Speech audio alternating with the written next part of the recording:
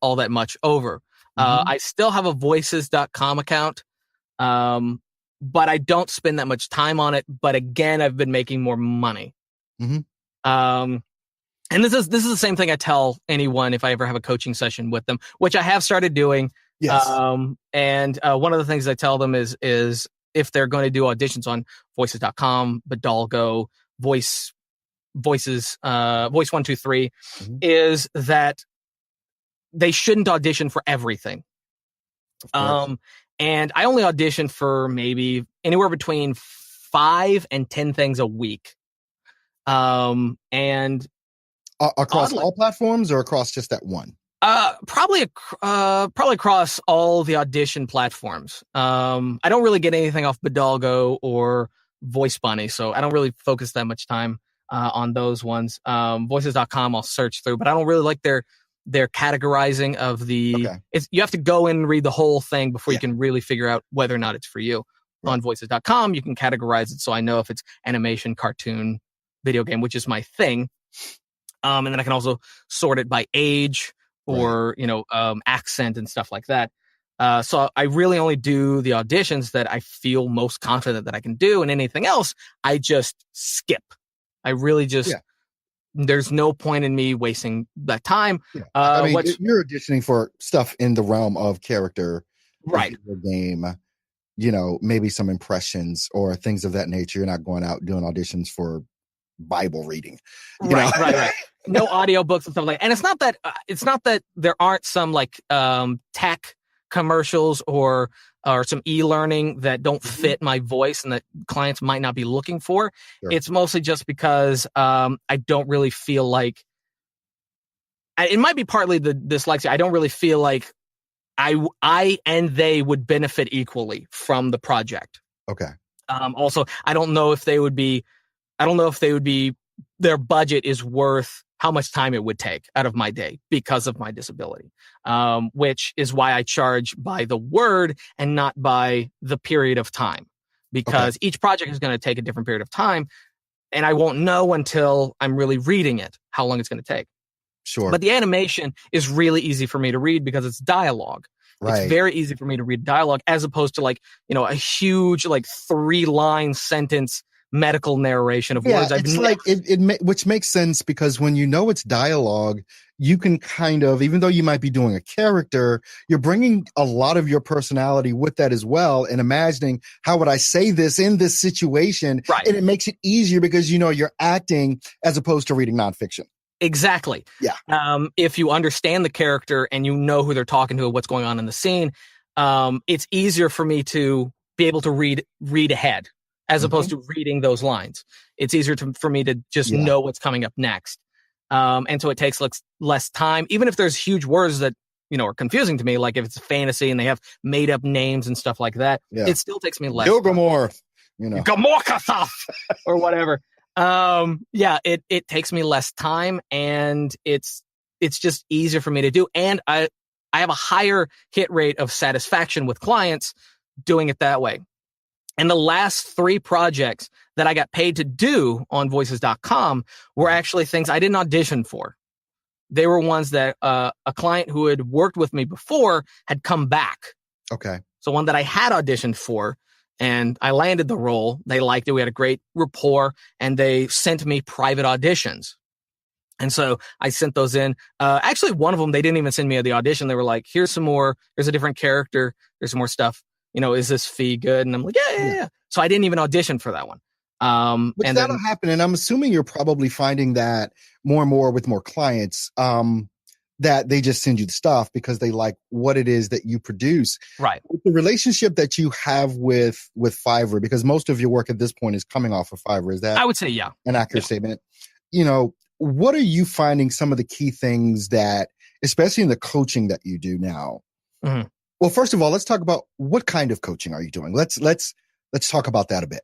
Well, first out of the gate is always like an evaluation with anybody you talk to. The first coaching session is always an evaluation. Mm-hmm. You can't give advice if you don't know where they are. Exactly. I get tons of emails. Actually, the majority of the coaching that I get is through my YouTube channel because I have my Funny Guy Timmy email down below. And if they're like, hey, I have all these questions, and we'll start talking and stuff like that. And then after I answer a few of their questions and I figure out that they really are serious about this, because every now and then you get some kids that are just like, how do you get into cartoons? I'm thinking about how to do this, Everyone says I have an amazing voice. I have my Radio Shack Michael tape recorder here. Yeah.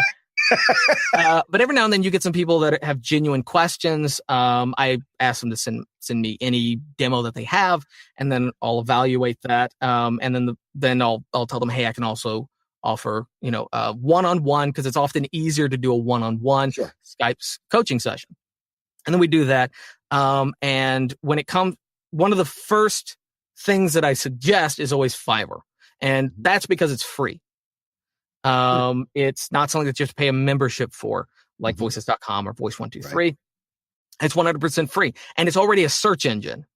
It's already, people type in what they're looking for. And if you're in that category, you'll pop up. Right. And really all it comes down to is marketing and pricing at that point. And skill. I mean, let's be honest. You got to have at least a little bit of skill. But, yeah, and one of the things that I always have to reassure them is that it's actually not as hard as they think it is on Fiverr. Everyone thinks that they're against everyone, that they're competing against everyone on Fiverr, which is not true at all. You're maybe competing against 10, 20 people if you really think about it. When the client comes on and they type in, because I've hired other people to do stuff on Fiverr, so I search stuff and. When it comes to other voice actors, I know what I'm looking for. So I'll have a voice in my head if it's voice actors. And I will type in female, young, between this age, American accent, animation or cartoon voice.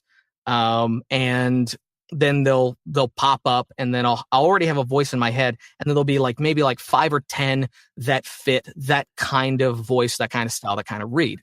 Okay. I imagine it's very similar with other clients.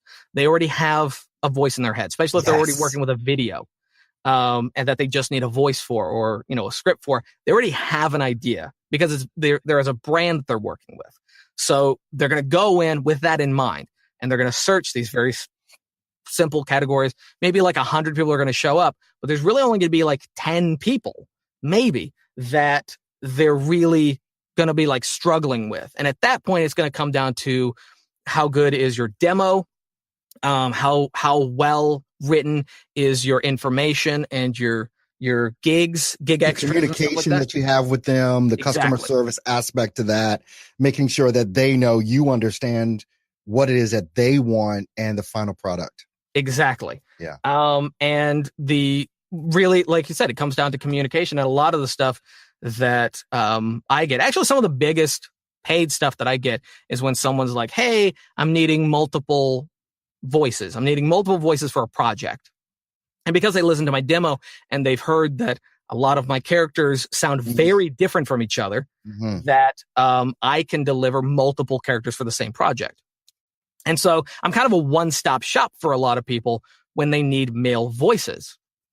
And so they'll be like, hey, can you do this voice and this voice and this voice? And I try to be very, very honest.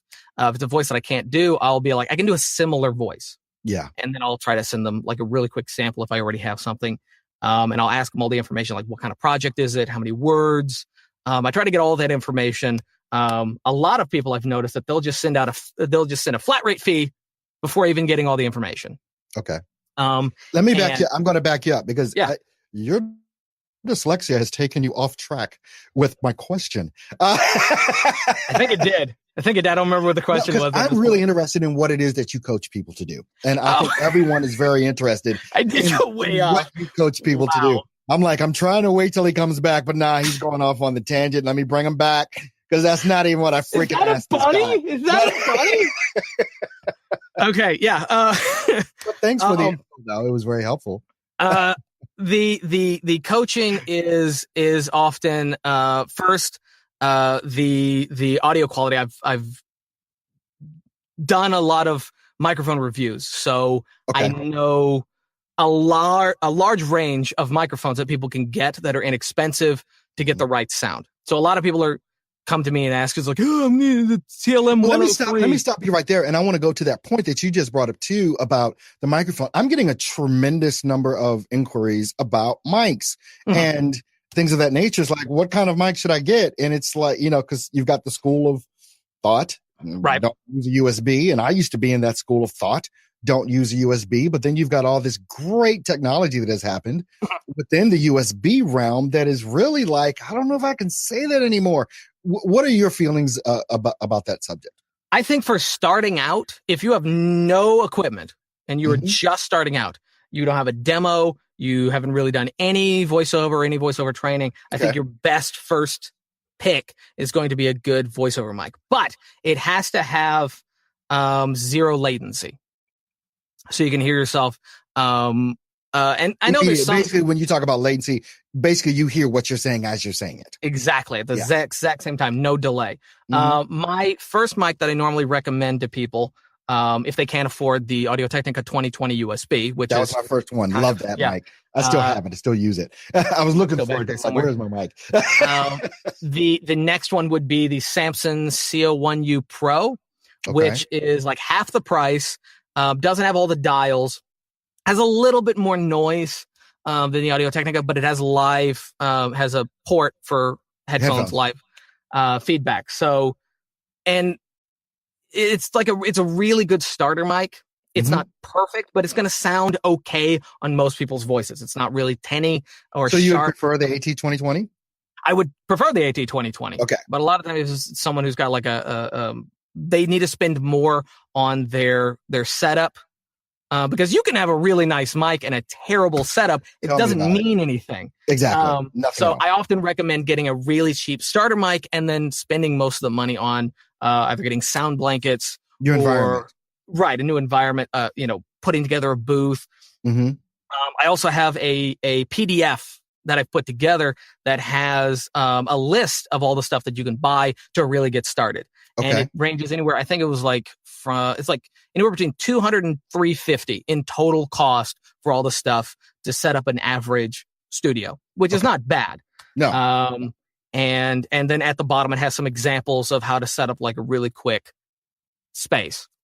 And so that'd be like the first thing that we'll often talk about. If they're past that point, then it normally becomes, well, what's the issue? What's the problem? What are your questions? Where are you stopped? And a lot of them, it's like, well, I don't know where to begin, or they're producing their own demo and they're doing it all wrong. And then we break down their demos. A lot of the times they'll have like, I don't know what's wrong with my demo, and I'll like send it to me, and then I will actually edit it on my end. And I'll do like a screen share with them, and I'll show them, this is what I'm doing. I'm using Audacity because it's easy. It's very Is that your DAW of choice you use every day? It is. I have other programs, but I've been using Audacity since the first time it came out. Yeah, so you know it inside and out. So you flip through everything real quick because your workflow is what you know. Right. I have hundreds of presets that for each individual project, and it's just way faster. It takes less time to render and all this kind of stuff. And so I'll show them using Audacity. Sure. And to kind of get them the basics of editing. And then, they download that, so they're good there. And then the next thing would be talking about the two websites that I often recommend. And one of them is Fiverr, and the other one is ACX. And it just kind of depends on what path they're going on. And because both of them are free, both the websites are free. Right.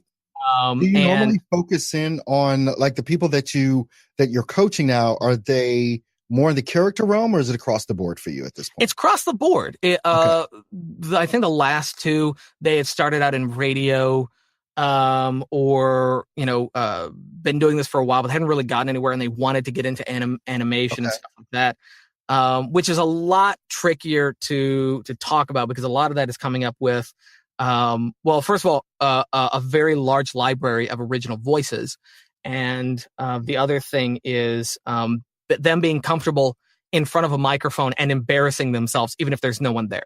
Yeah. Which you'd be very surprised how many people are uncomfortable when no one's watching. When no one's watching, yeah. No one can see you through the mic. Why are you, so afraid to act like a fool in front of the mic?